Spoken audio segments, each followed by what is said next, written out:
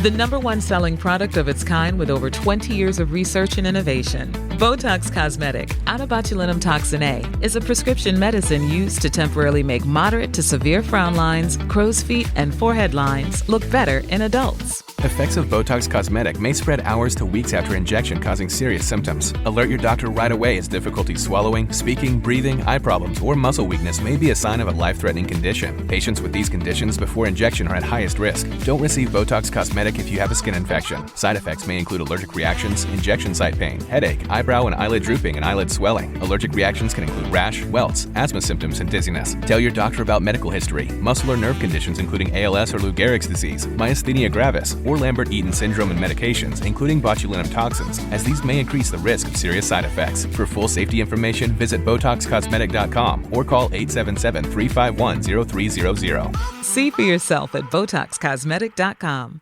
In golf, precision is everything, on and off the course. PGA of America chose advanced 5G solutions from T-Mobile for Business for smooth operations and seamless transactions. Together, we enhance ticketing and concessions for better fan experiences from gate to green. This is pro-level efficiency. This is PGA of America with T-Mobile for Business. Take your business further at T-Mobile.com/now. Imagine this. The best pasta sauce you have ever tasted sits abandoned on a plate. Wasted sauce. That is a tragedy. If only you had used Barilla al Bronzo pasta. Its bronze-cut texture holds your sauce and scoops up every last drop. The Italians call that scarpetta. Capture sauce the Italian way. Barilla al Bronzo. Click or tap the banner to find out more. Choice Hotels get you more for your money so you can maximize any road trip. Let's get real close to hear the maximum sizzle of Comfort Inn's free hot breakfast. Maximized. Check into more. Book direct at choicehotels.com.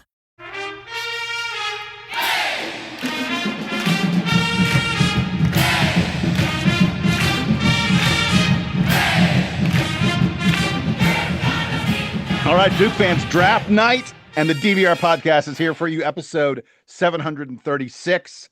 Jason Evans, Donald Wine in the house. Duke has 3 top 10 draft picks. I'm going to, just so folks know, in case something crazy happens, we're recording this. It's almost 11 p.m. They're not quite done with the first round yet, taking their own sweet time on this thing, Donald. So something crazy could happen. We've had about 22, 23 picks or so. If something wild happens toward the end of the first round, we may not get to it on tonight's podcast. Tonight, we're focusing on the top 10. Cooper Flagg, Kon Kneuppel, Khaman Maluach, all 3 of them going in the top 10 of the draft. Donald, my friend, how are you doing? I'm doing good. It's been a nice draft so far. It's obviously been great if you're a Blue Devil. I also, Jason, have it on my TV here so I can see if anything really weird happens in the next, 30 minutes or so that we're talking. I will let you know. But as you mentioned, we will probably be discussing the final 2 guys, Tyrese Proctor and Sion James, on the next episode. Yes, exactly. Let's start with number 1, Cooper Flagg, sporting a goatee. Hey, what's your feeling on the goatee? I think he's a little bohemian looking.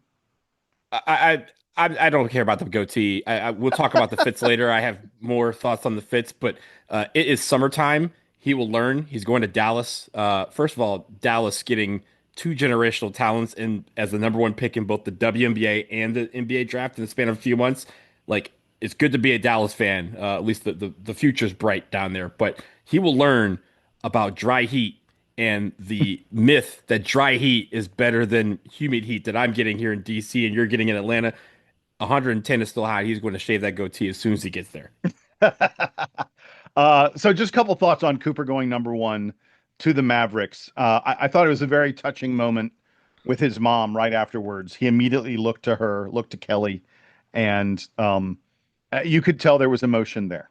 I think even knowing, as they did, that he was going to be the number 1 pick, Dallas had Cooper visiting them in Dallas in just the past few days. I'm sure they said to him, we're taking you. Don't worry about it. But even knowing that, there's emotion there for the family. And even for a guy like Cooper, who I think is, for the most part, very, very calm, down to earth, level headed, but I thought the moment with his mother Kelly was really sweet. I love that John Shire was right there at the table with the family. Shire sporting a Duke blue suit, dark blue suit, looked very very nice. I thought he was Very doing a lot of very hugging. slick. He was doing a lot of hugging in those first 10 picks. Yeah. Um, and then they flashed up a graphic on the screen after Cooper was selected that I just wanted to point out. Now, I think, inherently in my head, I knew this, I guess, but it just drove it home. Cooper is, as the number one pick, 8 days older than LeBron James was when he was the overall number one pick. As a result, Cooper is the second youngest number one overall pick in NBA history. Only LeBron, and by the way, LeBron did it when he was still a high schooler, because Cooper went to school early, and back then there was no one and done. It was just, I'm done with high school. Here I come, NBA. Are you and good enough? Yeah. yeah, exactly. High school was good enough for LeBron. But to me, somewhat a linkage of those two guys in a very, very interesting way. And I just thought that was an amazing, amazing stat. Cooper 8 days away from being the youngest number one pick in NBA history.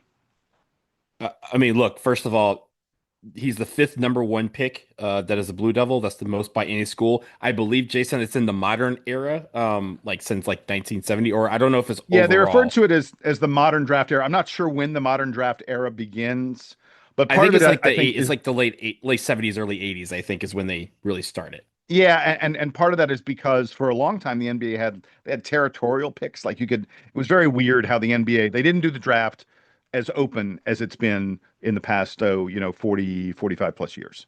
It also used to be like MLB, and there was like 10, 11 rounds. I mean, MLB has Yeah. like 100 rounds, but it used to be like someone would be at home, like eating a turkey sandwich, like, "Hey, you've been drafted by the Nets," and you're like, "What? Oh, cool.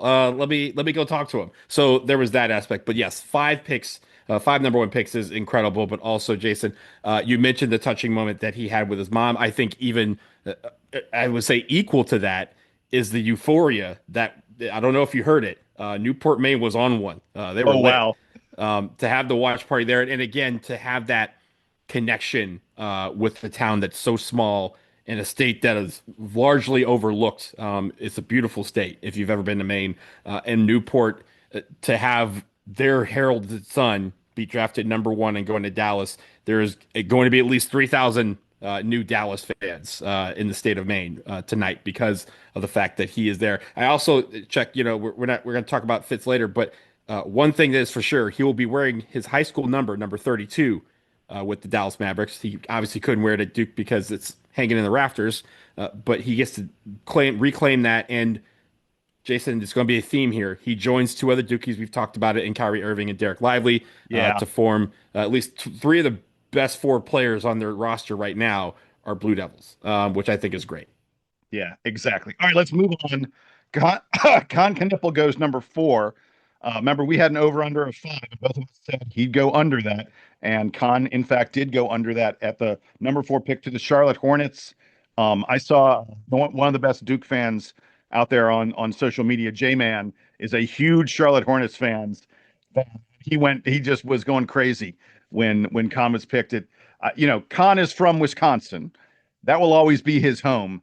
But this felt like a little bit of a hometown kind of pick for Charlotte. I love that the ESPN announcers were talking about the fact that Kon Kneuppel is intense, competitive, and a winner. And they said Charlotte needs a guy like that. I think Charlotte is one of these franchises that Donald has just been like, it feels like Charlotte's in the lottery every year, like toward the top of the lottery every year, and it never seems to work out quite right for them. I think a guy like Kon is a really, really good fit for them to maybe help change a little bit of the attitude there. And then we got to talk about the brothers. All 5 of them there. All 5 of them wearing different colored suits. Oh my God, it was amazing. All of them very tall, except for Cash, and Cash is 11, so he has time to grow as tall as the rest of them. I think that's Kidman. I'm sorry, Kidman. Kidman is the youngest one. Yeah. Yes. Everyone else is like 6'4" or higher, or taller. I don't get it. Those are some genes right there. Yeah, exactly. They did seem a little bit stunned on camera, like they were asking them questions, and the brothers were like, who's supposed to answer this? I'm not sure what's going on here. Yeah. When Monica McNutt asked like which one to use winning in the driveway game, and like they're like, I guess I do if you lower the rim, I guess, question mark. And they're like, okay, cool. But it's again, it was a family affair. It was very cool. We saw Sherry, friend of the pod, Yep. receive the first hug. And again, you mentioned the Hornets franchise. They are the proverbial car that is stuck in the mud with their wheels spinning. It's been like that for what, 20 years now, it feels like. They haven't really moved anywhere. Yeah. This is, Kon is being drafted to be the push that they need to get out of this mud. And Jason, again, theme here. He joined Seth Curry and Wood Moore Jr. On the Hornets as well. He was supposed to join Mark Williams, but we'll talk about why that's not happening in a couple Yeah. minutes. But I think it's a good situation for him in the sense that they need him more than Kon needs the Hornets, if that makes any sense. In the sense that they need someone of his skill set. They need a guy who could shoot threes. They need a guy, as you mentioned, who can be a competitor in the locker room, on the floor, and get the installation of winning back into that franchise. And I know he's up for the challenge. And I think reliable, consistent. Kon Kneuppel is a guy with a super high floor, in my opinion. I'm not saying he doesn't have a high ceiling, because I think he absolutely does. But when you watch the way Kon plays, when you watch the things he does, you watch his intensity and competitive fire, his overall skill and intellect, that's a guy who's the definition of a high floor. Charlotte needs guys like that. Charlotte has taken swings. Charlotte's up there like, yeah, let's go for it with this one. And it hasn't worked out, because of injuries or other stuff. And Kon is not someone like that. Kon is I'm getting a sure thing.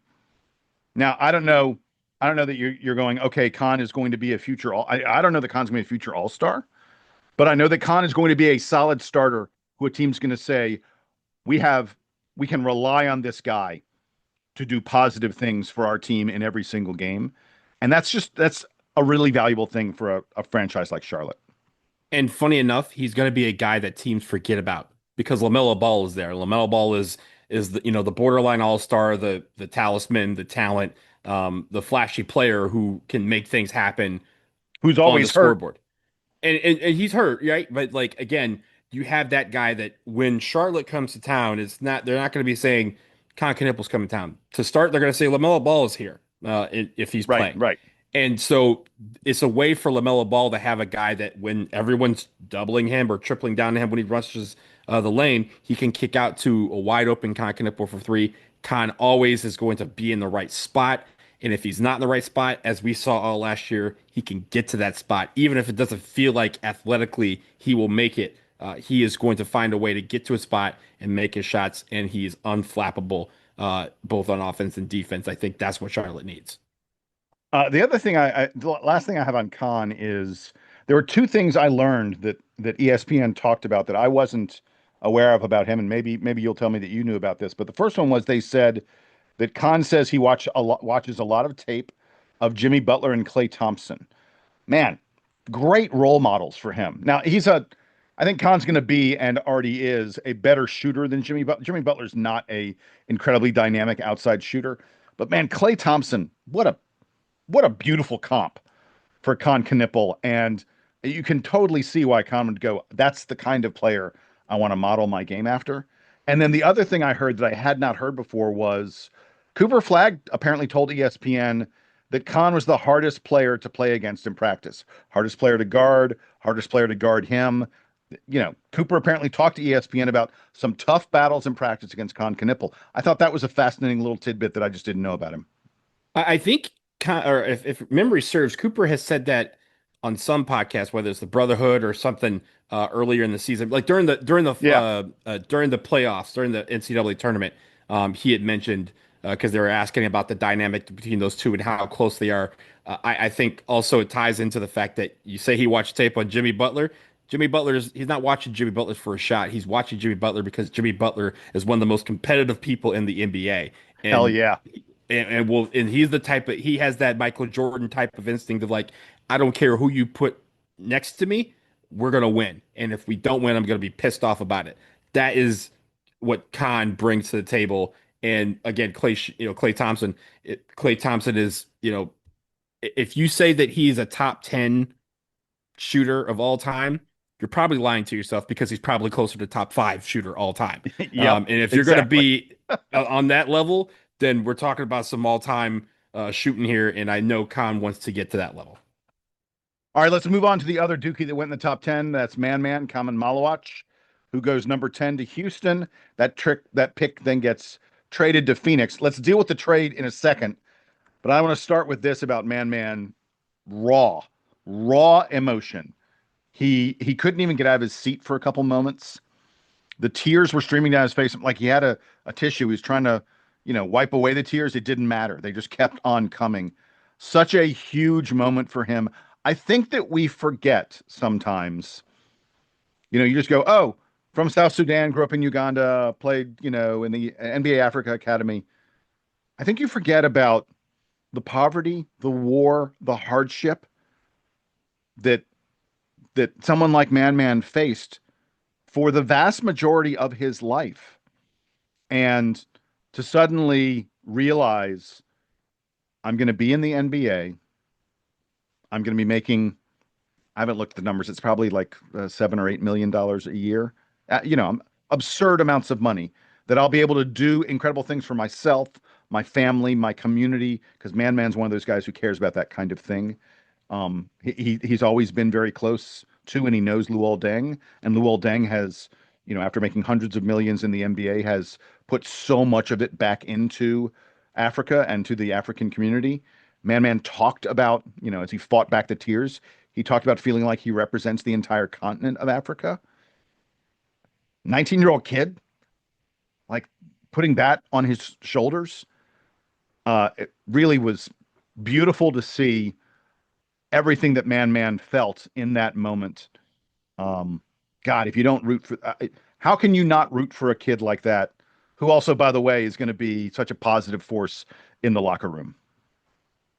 Well, it was waterworks. I'm sure everybody. I was watching Jason. I was watching, and I had that smile that Miyagi has when Daniel LaRusso wins the tournament. Like, There you go. I had that kind of like that prideful, just like look at our kid go, man. Like, and you talk about where he came from.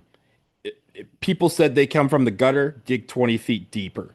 That's where he came from. Yeah. And you could tell the emotion, and we've talked about his situation with him and his family on this pod a couple of times over the last couple of months. That is still going on. That is something that you could tell that all came out. And it was great, first of all, for him to hear his name be called, to realize that dream. You mentioned on the last, or we talked about him, that he's been playing basketball for like 6 years, Yeah. and he's gonna be one of the top 10 players picked in the NBA draft. Never take that away from him. I think it's also there's some poetry in this. The fact that he was drafted by Houston but traded to Phoenix. Guess what, Jason? His idol, Luol Deng, was drafted by Phoenix and traded to Chicago with this draft. So little bit of symmetry there in some ways, but super, super happy for him. And Jason, he will join again this team here. Everyone's on a team with multiple Dukies. So Tyus Jones and Mason Plumlee are both free agents, but there is Grayson Allen and Jason. We get to talk about it now. He will now be paired with Mark Williams, who was traded from Charlotte to Phoenix in this draft. Not for him, for another pick. I think it was the 29th pick in a future first rounder. But again, all these, I think this also good that each of these guys, they don't necessarily need it, but it's great to be surrounded by guys who they probably are familiar with. Obviously members of the Brotherhood come back to Duke all the time. And to be able to learn from guys who obviously know the path that they took, and they started in Durham, and now they're in the league. They know that process, and the Brotherhood is strong. I think the fact that all these guys get to begin their careers on teams where multiple Dukies are on the team with them, I think is a wonderful thing. And I'm sure that had something to do with some of these teams and their decision. Maybe not Cooper Flagg, because whoever got number one was going to pick him anyway. But in the case of Charlotte, in the case of Phoenix, they're obviously familiar with the Blue Devil pedigree and the Brotherhood pedigree. And to bring these guys in, they know that they already have a learning curve that's super, super short because they have guys there to help them along the way. Yeah, and Mark Williams, Phoenix was loaded with wings. The Phoenix roster was basically all wings. Six shooting guards, Yeah, basically. exactly. So they needed some big men. I think Mark Williams and Man Man. Look, I would love for them both to be starting on different NBA teams. I'm not sure that Man Man was going to walk in and start from day one. He is still young. He is still raw. The center position in the NBA is a brutal grind. Um, so if he has to be someplace learning from someone, sharing minutes, so to speak, I think Mark Williams is a really good person to teach him and a good person for them to be paired up together. Those two guys are going to eat up, all the minutes at the five. Mark Williams is, even though very tall, Mark Williams is not a great shot blocker in the NBA. So Man Man's going to bring probably a little more shot blocking, but Mark Williams is a very good rebounder and a very good offensive player in the league. And I'm sure he's going to be able to teach Man Man some things about making moves in the post, using your weight, using angles. The same way we saw footage, and we talked about it, of Man Man working with Derek Lively. I'll go ahead and say Mark Williams is a better offensive center than Derek Lively is. And I think there's just going to be a lot of learning that happens there between two guys who've been at Duke, just separated by a few years, but are both, about to embark on a really interesting partnership in the post for the Phoenix Suns. And I don't know if it was this past year or like last summer, but there was a picture between those two, and I think we talked about like, Man Man is taller than Mark Williams is, right? So by an inch, and we were like, hey, this kid is still growing. If we're talking about a 7'1" center that he's towering over, this kid may not stop growing. But I think at the end, like you said, Jason, they have bits and pieces of their game that can complement each other. Like if you take that 5 position and make it one unit with those two guys together, they can really round it out. But I also think in practice, they're going to be able to learn from each other. There's things that each of them do better than the other. And initially they'll be able to learn from each other as they grow into that position together. I just wanted to very, very quickly mention that Cedric Coward, who honorary Dukie, I don't know how you want to refer to it. Dukie for a couple weeks. Cedric Coward went number 11, ends up going in the lottery. Donald, you and I spent a lot of time talking about him before he committed, and then when he committed, how excited we were to get him. And then we're like, oh, maybe the NBA, maybe it's late first, early second. We'll see what happens. Cedric Coward goes all the way up to number 11. NBA team's really, really excited about him. We are, of course, incredibly bummed that we never got to see him in a Duke uniform. Oh man, I'm what sure. a meteoric rise, right? Like from Willamette to the number 11 pick, and even you and I said, "Oh, amazing. Yeah, well, like they're talking about him being like a late first rounder, maybe the tail end of the lottery." No, he was solidly in the middle, which is absurd. Yeah, so congrats to him. All right, with that, we're going to take a quick break. On the other side, we're going to find out from Donald Wine about the fit at the draft. Who wore it best? We'll have that in just a moment.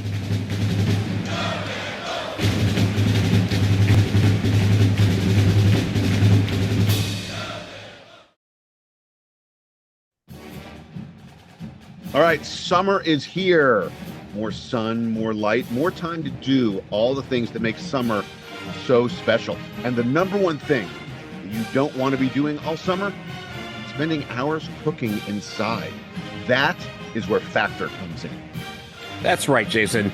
Factor's chef-crafted, dietitian-approved meals are ready in just 2 minutes, taking the hassle out of eating well. With 45 weekly menu options, you could pick gourmet meals that fit your goals. It's easy to savor more this summer. Factor meals pack in the flavor with none of the fuss, so you can get outside instead of prepping and cooking indoors. Man, that sounds really good. Get started, folks, at factormeals.com/DukeBB50off.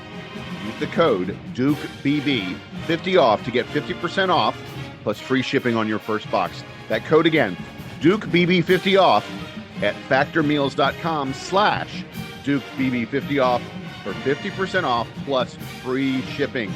Again, factormeals.com/DukeBB50off.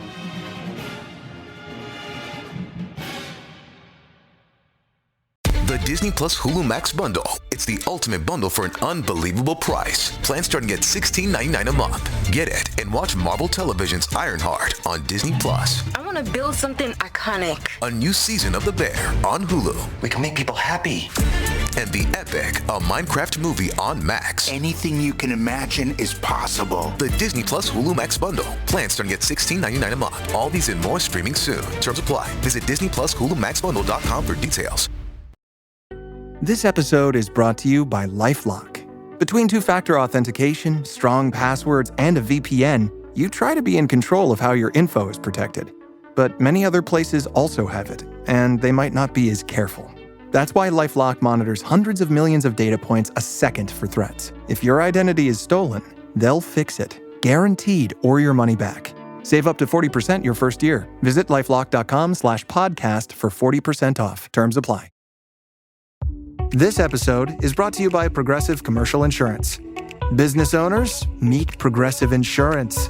They make it easy to get discounts on commercial auto insurance and find coverages to grow with your business. Quote in as little as 6 minutes at progressivecommercial.com. Progressive Casualty Insurance Company. Coverage provided and serviced by affiliated and third-party insurers. Discounts and coverage selections not available in all states or situations. Look around. You can find cars like these on AutoTrader, like that car riding your tail. Or if you're tailgating right now, all those cars doubling as kitchens and living rooms are on AutoTrader too. Are you working out and listening to this ad at the same time? Well, multitasking pro, cars like the ones in the gym parking lot are for sale on AutoTrader. New cars, used cars, electric cars, maybe even flying cars. Okay, no flying cars, but as soon as they get invented, they'll be on AutoTrader. Just you wait. AutoTrader.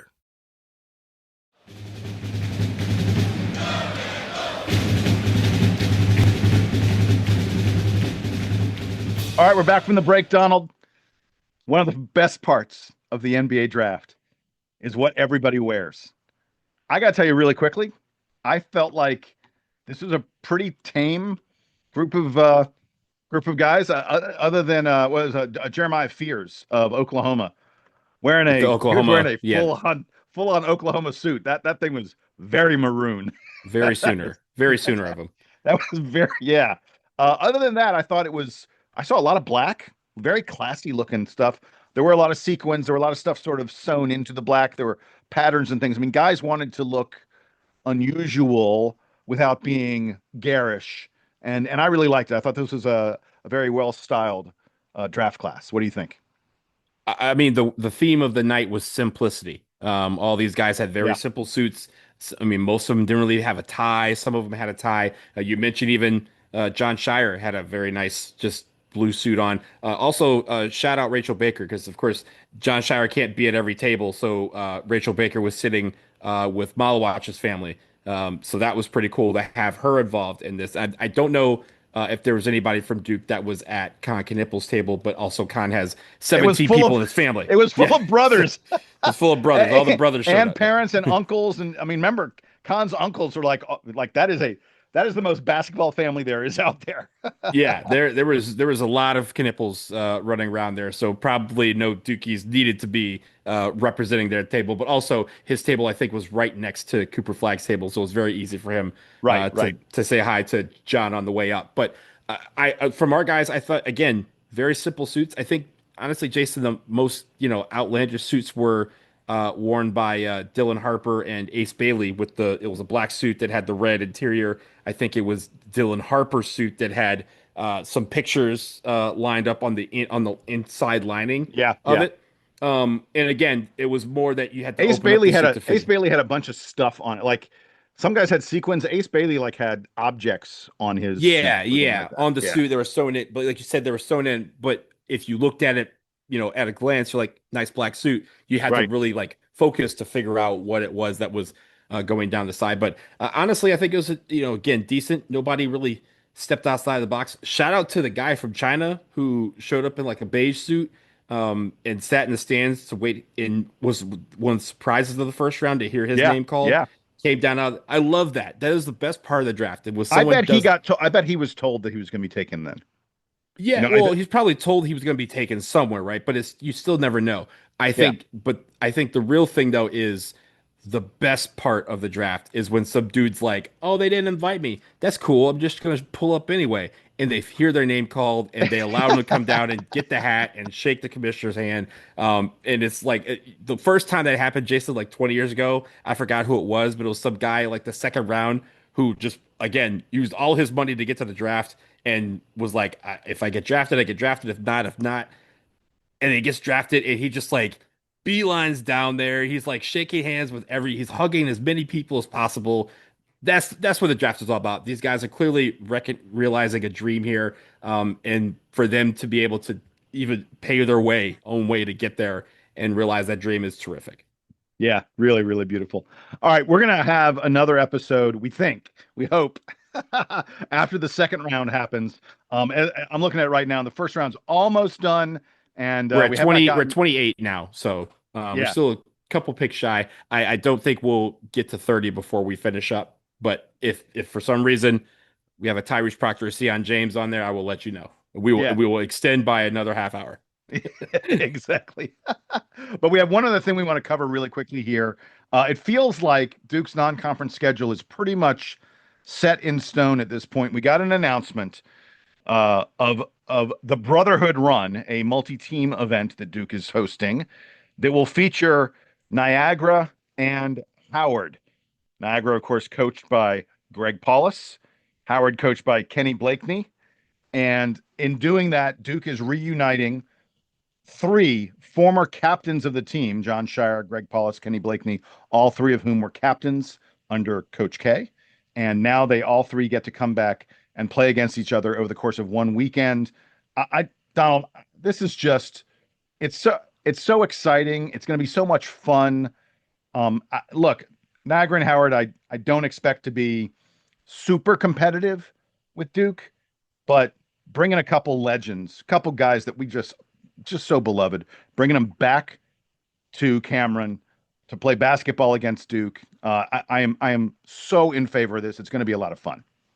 I was kind of surprised, like mildly surprised, that this was not something done in the preseason. As you know, last year they started this Brotherhood Run against Arizona State, and it was a way to bring Bobby Hurley back and for us to play a game against a beloved Brotherhood member without it counting against the record books. These will count. And so, at least in the case of Greg Paulus and Kenny Blakeney, they're probably coming here expecting at least one loss, right? They're not. I mean, obviously they're going to be fighting. Right. They're going to. By the way, they play each other. They play each other in the middle. So we play Niagara on November 21st. Niagara and Howard. Right. Niagara and Howard are on Saturday on the 22nd, and then we play Howard on the 23rd. So each of those teams will get two games in a row. Again, they don't necessarily get invited to these multi-team events around Thanksgiving. So this will be a chance for them to have that opportunity. Obviously, their players would get to go to Cameron. They get to, share the love. And I think last year even the Brotherhood Run, all the, proceeds went towards Duke Children's Hospital. So there probably will be some sort of charitable component attached to this as well. But like you said, it's a cool way to get guys back. Kenny Blakeney, friend of the pod. We just lost Tyler Thornton, so Tyler Thornton will get to face his former team on the other sidelines, and I just think these sort of things are great to kind of get Duke guys involved. And also, I like the fact that Niagara and Howard will play each other in this thing in Cameron, so they get to experience one game in the elements of Cameron by themselves, and everyone gets two opportunities. I think that part is great. The last thing, Jason, is that you mentioned the schedule is basically complete, and it is. We have 13 non-conference games now with those two added. Duke, Michigan officially announced for February 21st here in D.C. The only game that we have left to hear the date about is the game against Western Carolina that will be on November 7th or November 8th. I'm expecting that to be finalized very, very soon on which date that would be. So this is, again, we weren't going to end with the loaded schedule that we had, but man, when you look at all of these, you got the Brotherhood Run, you got Florida in Cameron, you have a litany of games, non-conference games in neutral sites or on the road. I'm really looking forward to watching. This gives me more excitement about what this team can do because we're going to get so many tests in the first month and a half of basketball. And one other kind of semi-scheduling note, August 5th, 5:30 p.m., that's a Tuesday, Duke is holding an open practice for free. If you happen to be anywhere near Cameron on Tuesday, August 5th at 5:30 p.m., you can just walk right on in and watch a Duke practice. I'm sure they will do a scrimmage at some point during that. Folks, I need eyes in the building. I already know. I've looked at my schedule. I can't make it. Donald, I don't know about you. We haven't discussed this, whether I will check Tuesday. When I saw the date, I was like, yo, that sounds like a Saturday. It sounds like something I could do. And then I was like, that's a Tuesday. That sounds less likely, but you never know. You never know what the That's wind my will blow problem in. as well. Yeah. Yeah. But if you are a fan of the DBR podcast, we're happy to deputize you and have you give us info from what you see at that open practice on August 5th. I'm hoping to get dozens of emails from folks who write into dbrpodcast@gmail.com and give us their impressions. Dying to find out more about this team, and a really cool thing that Duke is doing. It, again, it sort of shows you John Shire's confidence in the guys that he's got. That he's like, yeah, anybody want to come have a look at what we're doing? Step right up. It is open to all. And it's before the real fall practices start. I know they've kind of changed the scheduling around of when guys can do official practices, and they can do a little bit more during the summer. But this is still going to be a raw team that we see in August. And I think that part is important. Very rarely do we see them peel back the veil until they're ready to go. And even with Countdown to Craziness, even that is usually the first real look that everyone publicly can have at this team. And now we get it in August. So we get to kind of see that building block. Okay, we've heard the stories. What do they look like now? And then when Countdown to Craziness happens, you're not being introduced to the team for the first time. You know all the names, you know all the numbers. We've talked about that. And you get to see the improvement aspect of things. How much have they improved from this practice? So I'm really hoping I can get down for it. It's kind of hard to pinpoint it now with it being over a month away and work and stuff like that. But I have done stupider things than to drive down for an open practice for like an hour and a half and then drive back. So if anybody has a place for me to crash potentially, DVR podcast at Gmail. Actually, don't do that. If I drive down, I'll do the down and back because I will have to work in the morning.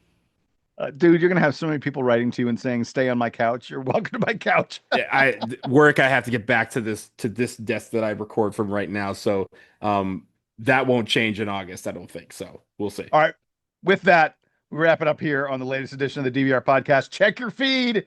We'll be coming back at you very, very soon to talk about what's happening in the second round of the NBA draft, talk about some trades and all that other kind of stuff, because I'm sure there will be trades.